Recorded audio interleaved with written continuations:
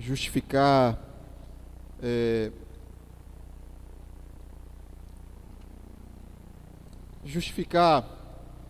preparo de pregação. Irmãos, eu não preparei, eu nunca gostei dessa coisa, porque desde o dia do meu concílio, me lembro muito bem de um dos pastores me dizendo assim: seu Paulo, o senhor faz ideia de que um dia você vai cansar de tanto pregar? Eu disse: é, pastor. Ele disse: é. O senhor já cansou? Ele me disse: não é que eu cansei, é que não é fácil pregar em determinadas situações. Pastores têm que pregar compulsoriamente. A gente tem que pregar no domingo pela manhã, no domingo pela noite, na quarta. E a verdade nua e crua é que tem dias que a gente não quer pregar. Tem dias que a gente não tem condições de pregar. Tem dias que a gente prega porque faz parte da liturgia da igreja, mas o nosso espírito não está em harmonia para pregar. Por isso, nessa manhã, o que eu queria dividir com vocês, na verdade, são algumas inquietações. Inclusive, eu não quero nem me demorar muito. Eu quero ser bastante objetivo. Eu aprendi com alguém, pastor Wellington, eu não me lembro mais quem. É tanta gente que nos ensina nessa vida. Mas, Rogério, eu aprendi com alguém que você nunca deve pregar as suas dúvidas. Não prega as suas dúvidas. Eu tenho dúvidas, eu duvido de algumas coisas. Eu não consigo aceitar algumas coisas que se diz nas igrejas. Algumas interpretações da Bíblia, para mim, são problemáticas. Eu tenho muita dificuldade de acreditar em algumas coisas. Possessão de demônios, diabos, essas coisas, eu confesso a vocês que lido muito duvidosamente com elas. E eu não prego as minhas dúvidas, eu só prego as minhas convicções. Mas não é as minhas dúvidas que eu estou trazendo hoje aqui. Estou trazendo algumas inquietações que me vêm da leitura do capítulo 3 do Evangelho de João, para o qual eu queria que você fosse agora. É o capítulo que a minha classe vai estudar hoje. Eu quero, inclusive, dizer à minha classe, queria que vocês levantassem a mão, pessoal da minha classe aí. Vocês estão lembrados de para onde nós vamos hoje? Estão lembrados, gente? Vocês estão lembrados para onde iremos hoje? Diga assim. Ei, beleza. Eu quero dizer a vocês que a minha cabeça está tão legal que eu esqueci de trazer o carro, mas eu vou pegar em 5 minutos, tá? Eu esqueci, mas vou pegar em 5 minutos. Gente, olha, fiquem babando aí os demais, viu? A minha classe vai para o parque, é parque municipal, né? Parque municipal. Nós vamos sentir lá o vento que Jesus fala aqui no capítulo 3, o vento na cara, observar o verde, vamos caminhar por lá e vamos aprender desse vento do Espírito no contato direto com a natureza. Se for possível, nós vamos falar alguma coisa. Se não for preciso, a lição vai ser o contato com o sagrado, cujo templo não é este. O templo de Deus é a vida, o templo de Deus somos nós. O Deus que está aqui no nosso meio está lá agora também no parque da cidade.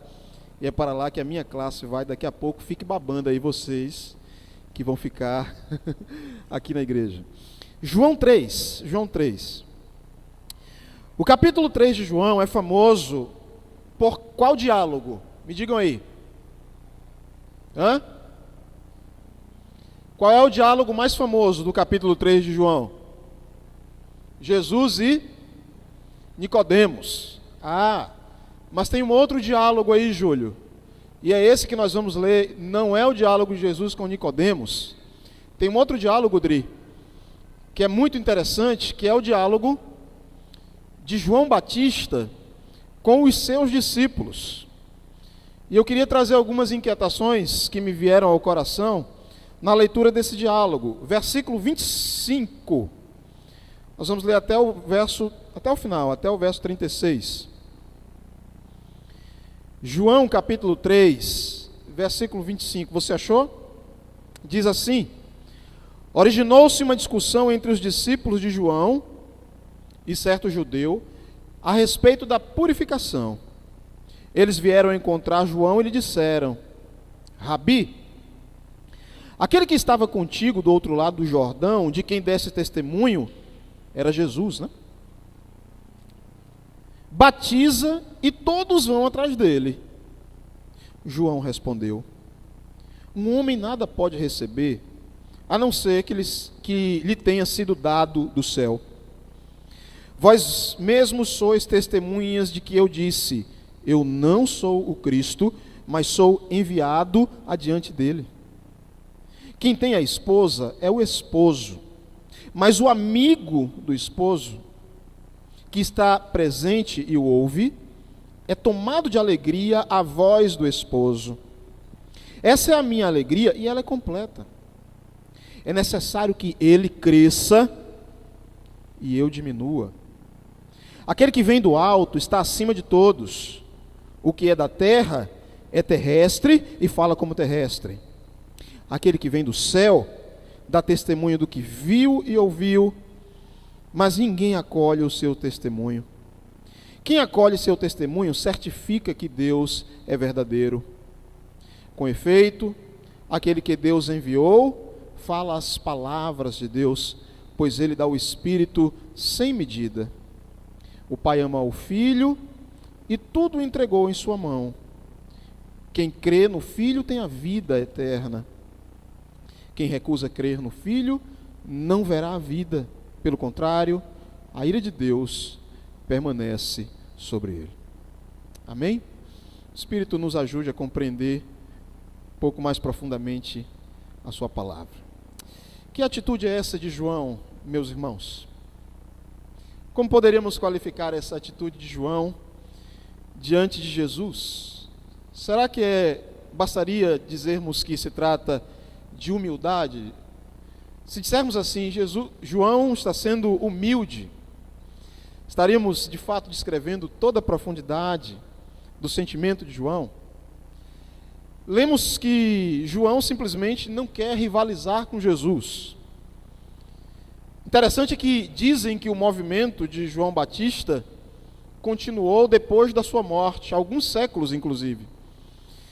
Mas me parece que se esse movimento continuou contra a vontade do próprio João.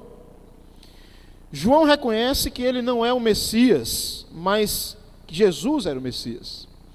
João diz que Jesus é celeste, enquanto ele é apenas terrestre. E que coisa interessante, João diz que ele é apenas amigo do esposo, pastor Odd. E ele diz que o amigo do esposo se contenta em ouvir a voz do esposo, o esposo chegando, e que essa é a alegria completa do amigo do esposo. O livrinho que nós estamos utilizando como apoio, do padre Bertolini, José Bertolini comenta isso, ele diz algo muito interessante, ele diz assim, o amigo do esposo era aquele camarada que não fazia questão de aparecer. O amigo do esposo era aquele que preparava tudo para as núpcias. Ele preparava a festa, ele preparava o casamento, mas no fundo, o foco inteiro era de quem? Era do noivo. Coisa interessante, eu fiquei me lembrando aqui de alguns casamentos, e eu acho que isso continua até hoje. Quando a igreja é adornada, a gente vem para a igreja, está tudo preparado, está tudo lindo, e a gente mal sabe quem fez aquilo. Raras são as vezes que a gente se pergunta, poxa, quem é que teve a sensibilidade de pensar numa ornamentação tão bela, em flores tão bem escolhidas? João diz, olha, eu sou esse cara sou eu. João diz, esse cara sou eu. Esse cara que está interessado apenas em preparar, que não quer aparecer, mas que somente em ouvindo a voz do esposo, ouvindo o esposo chegando, e João está falando do momento das núpcias, apenas em saber que o esposo está chegando para as núpcias, essa é a minha alegria, eu não quero nada além, eu não quero nada a mais do que isso. É esse espírito que nos faz entender a palavra de João, quando João diz assim, o que importa é que ele cresça e que eu diminua. E aí eu cheguei à conclusão que João, Odja, João é um dos sujeitos mais cristocêntricos do Novo Testamento. João é um dos sujeitos cristocêntricos, um dos sujeitos mais cristocêntricos de todo o Novo Testamento. Deixa eu dividir algumas perguntas com vocês, perguntas que foram pulando assim no meu coração, como pipoca, milho de pipoca estourando dentro de uma panela. Eu fui lendo e eu anotei algumas delas aqui, deixa eu dividi-las com vocês. Elas são as seguintes. Primeiro, o sentimento, irmãos e irmãs, o sentimento atual das igrejas, o sentimento atual das nossas igrejas, das igrejas evangélicas, sobretudo no Brasil, é de desaparecer para que ele cresça. O que seria das igrejas, o que seria da nossa igreja, se nós adotássemos essa postura de João Batista? Não importa que a gente apareça, o que importa é que a gente diminua para que ele cresça. Como seria a missão da igreja se a igreja quisesse ser apenas amiga do esposo? Como seria a missão da igreja se ela não quisesse aparecer, se ela quisesse apenas preparar o cenário para o esposo, mas sem aparecer? Como isso seria? O que significaria para nós desaparecer para Jesus crescer? Será que aparecer, crescer, ganhar espaço na sociedade, como as igrejas estão ganhando hoje, será que isso tudo não significa trair o projeto de Jesus? O que acontece quando a igreja, quando pastores, quando bispos, quando apóstolos aparecem mais que o próprio Jesus e os seus evangelhos, e o seu evangelho? O que acontece? Eu fiquei me fazendo essa pergunta. Interessante é que no primeiro diálogo de Jesus com Nicodemos, Jesus fala o tempo todo de um vento que sopra onde quer. E eu fiquei pensando nessa coisa do vento. Existem muitos ventos, irmãos e irmãs, soprando mundo afora. E eu penso que há um vento esquisito soprando na igreja evangélica brasileira. E eu tenho lá minhas dúvidas se esse vento é o vento do Espírito. Eu acho que é um vento esquisito, um vento estranho, que está invadindo o coração dos grandes pastores, mas escute só, não só invadindo o coração dos grandes pastores, mas invadindo o coração das pessoas comuns, invadindo o coração do nosso povo. Nós estamos sendo invadidos, a igreja evangélica está sendo atordoada por uma coqueluche, por um vento que a gente poderia chamar de um desejo ávido pelo poder. Todos os dias a gente ouve falar de um grande pastor envolvido numa grande polêmica na televisão brasileira. Mas eu queria nem tanto olhar para Silas Malafaia, para Marco Feliciano, nem tanto olhar. O que me interessa é pensar em como esse vento tem soprado e encontrado coração de gente anônima, coração de gente pequena. Talvez esse vento dessa avidez pelo poder, talvez esse vento que se traduz nesse desejo de ser uma igreja forte, poderosa e aparecer, talvez esse vento esteja soprando no seu coração. Talvez você esteja indo também nessa onda. A gente não faz ideia do número de pastores e igrejas pequenas que tentam aparecer e ocupar lugares de poder. Isso está no discurso das pessoas. E eu vejo isso inclusive no discurso de algumas das pessoas que são aqui desta igreja. Eu fico vendo as pessoas falando, eu fico vendo o que as pessoas postam na internet. Isso me preocupa, pastora Ódia. Eu acho que a nossa função como pastores dessa igreja, pastor Wellington, pastora Ódia, é continuar construindo uma igreja que seja um lugar de livre pensamento.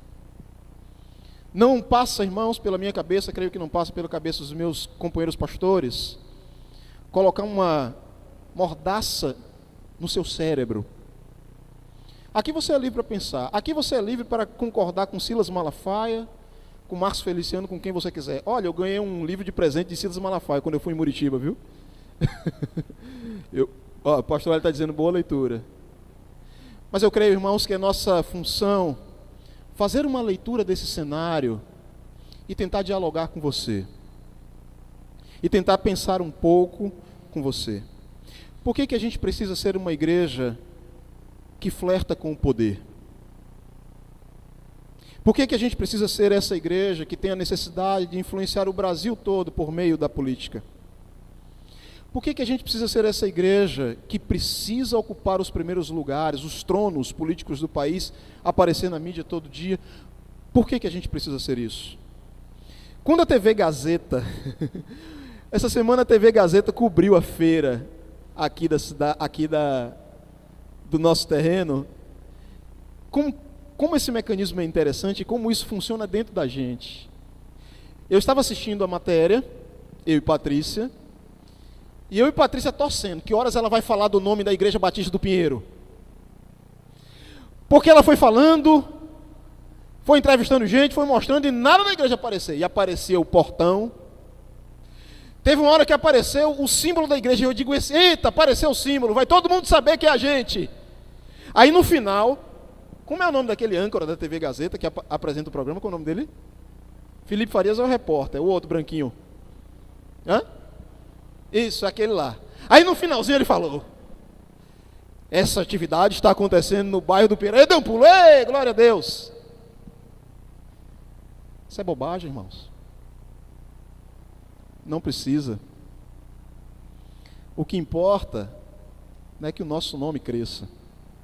O que importa é que as nossas portas estejam abertas e o povo do campo venha vender os seus produtos e que a gente ajude de alguma maneira a contribuir com justiça social.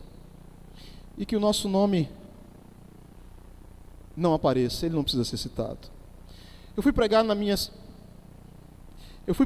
cidade há um ano atrás. Eu entrei nessa cidade e eu encontrei essa cidade esbagaçada. As ruas estavam sujas, entulho para todo quanto é lado. E eu, no domingo de manhã, eu não fiz uma pregação, eu fiz uma conversa com essa igreja na qual eu fui pregar. E eu fiquei sabendo que, há alguns dias atrás, 2 cantores evangélicos haviam passado por lá. Lázaro e Daniel Dial, ex-calcinha preta. Eles foram cantar lá. Lázaro cantou 2 horas, pegou 15 mil. Daniel Dial cantou 1h30, pegou 12 mil. Aí eu não aguentei. Aí baixou um espírito de pastor Wellington no meu coro.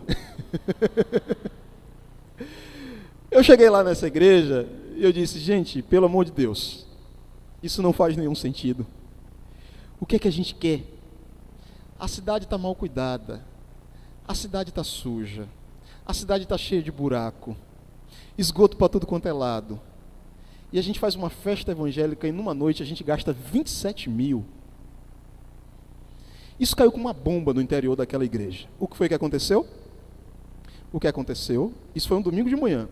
O que aconteceu foi que um membro da igreja chamou o prefeito para o culto da noite. E agora, nego velho? Aí eu estou lá na tribuna, quando eu olho o prefeito. Aí eu pensei, tu não é homem, tu não é macho, seja macho agora. Não baixou o pastor Wellington? Baixa agora. Baixa agora. Baixou, irmãos. Amém? Com o prefeito, com tudo lá. Mas o pior não foi isso. Porque eu estava num púlpito. Naquele momento ele era só um ouvinte, eu estava num lugar de autoridade. O pior foi o que aconteceu no outro dia. O pastor foi me levar para o aeroporto e o pastor simplesmente me descascou. Ele disse, pastor Paulo, eu respeito a sua postura, mas nós temos que mostrar poder. Nós temos que fazer festa mesmo, porque nós temos que demarcar, nós temos que mostrar à sociedade que nós temos força. Nós temos que mostrar à sociedade que nós não somos mais uma igreja do gueto. Nós temos que demonstrar poder. Se a igreja católica gasta o dinheiro público com festa, nós temos que gastar também. Se o pessoal das religiões de matriz africana, se tem verba para eles fazerem, tem verba para nós fazermos também, nós temos que fazer.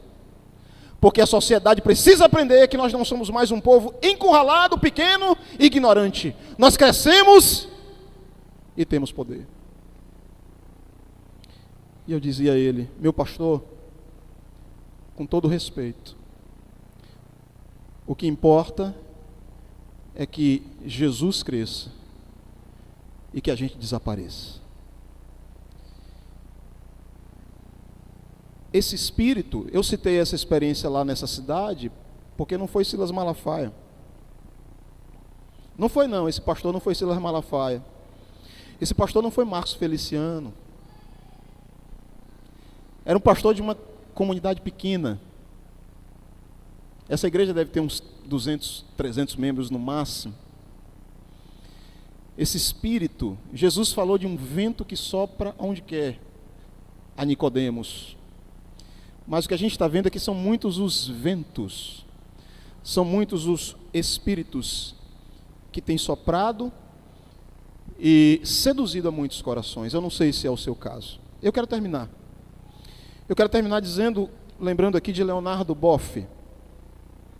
Leonardo Boff escreveu no ano de 1984 um livro, eu lhe recomendo, se você tiver paciência. Um livro chamado Igreja, Carisma e Poder. Por causa desse livro, ele foi excomungado, ele foi silenciado da Igreja Católica. Deixou de ser padre, se casou, está aí dando a sua contribuição maravilhosa ao mundo até hoje. Nesse livro, Leonardo Boff diz que a Igreja Católica, ele fala da Igreja Católica, ele defende a tese de que a Igreja Católica não passou no teste do poder. Quando a Igreja Católica se encontrou com o poder, ela se tornou uma instituição rígida e, inclusive, infringidora de direitos humanos dentro dela mesma. Boff diz isso, que quando a Igreja Católica se casou com o poder político e temporal, ela se tornou uma instituição rígida e passou a infringir direitos humanos dentro dela mesma. Um desses direitos humanos passou a cercear as mulheres. A gente sabe que as mulheres têm um lugar secundário na Igreja Católica até hoje, até os dias de hoje. Eu creio que, de um modo geral, irmãos, esse é o espírito que tem conduzido a igreja evangélica no Brasil inteiro. Não estamos prontos para passar no teste do poder. Por isso, eu estou pregando essa mensagem à minha comunidade, para que a gente pense que tipo de comunidade a gente quer ser no futuro. João Batista, Odja, parece ter sido um grão que, caindo na terra, morreu e deu muito fruto, como nos explicou o monge João aqui alguns dias atrás. João Batista, nessa passagem, meus irmãos e irmãs, nos ensina a sermos verdadeiramente cristocêntricos, ou seja, a não fazer da nossa igreja um fim em si mesmo, a não precisar aparecer, se preciso for, para que Cristo seja sempre o fim de todas as coisas. Tudo isso, gente, porque Cristo vai crescer e o seu evangelho, escute isso, ó. Cristo e o seu evangelho, o Espírito Santo vai soprar no mundo, vai defender a vida, vai salvar pessoas, com a gente, sem a gente, apesar da gente e a despeito da gente. O Espírito de Deus vai soprar aonde quiser, conosco, por meio de nós, sem nós e apesar de nós. É nesse Espírito que eu vivo, meus irmãos, sem a obsessão de ser nada, para que Jesus seja tudo. Eu gostaria de saber se é esse Espírito que a nossa comunidade gostaria de abraçar. Que a gente desapareça, que Jesus, que o seu evangelho, que o seu Espírito cresçam, soprem aonde eles bem quiserem, em nome de Jesus. Só lhe convidar para a gente ficar de pé, dar as mãos. Destacar que uma outra parte da família de Walter acabou de chegar. Sejam bem-vindos, viu? O Adalto já convidou todo mundo para almoçar hoje, por conta dele. Vai ser ele que vai pagar? Deus abençoe. Ok. É um jogando para o outro. Vamos dar as mãos.